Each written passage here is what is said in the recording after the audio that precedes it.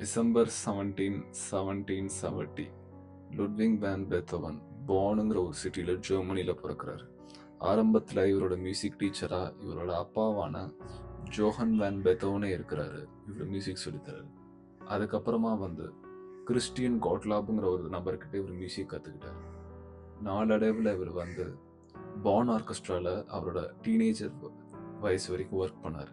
அதில் வயலின் பிளேயராக இருந்தபோது 1790 இவர் அந்த பான் ஆர்கெஸ்ட்ராவில் பெர்ஃபார்ம் பண்ணதை பார்த்து ஜோசப் ஐடுங்கிற ஒரு நபர் இவருக்கு ஃபுல் டைம் மியூசிக்காக சொல்லி கொடுத்தாரு. அப்போது மியூசிக் சிட்டியாக இருந்த வியன்னாக்கு இவர் ஷிஃப்ட் ஆகிறாரு. 1804 அப்போ இவர் ஃபர்ஸ்ட் பீஸ் சிம்பனி 5.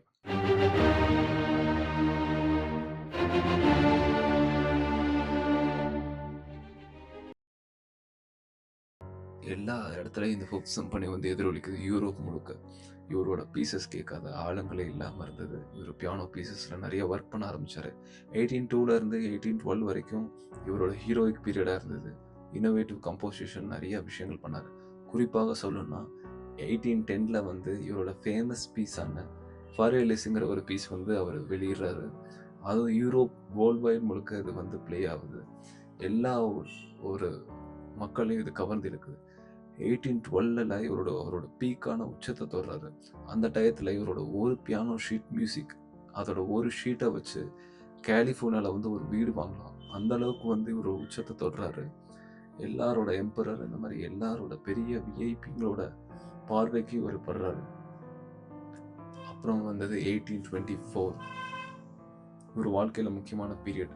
இவரோட சரிவு சந்திக்கும் போது ஓடேட்டுங்கிற ஜாய் அப்படிங்கிற ஒரு பீசஸ் இவர் கம்போஸ் பண்ணுறாரு. அது யூரோப்போட ஆந்தமாகவே மாறிச்சு. அந்தளவுக்கு ஃபேமஸான பீசஸ்.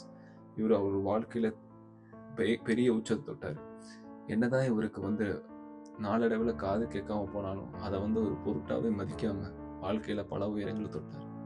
மார்ச் 26, 1827 இவர் இறக்குறாரு.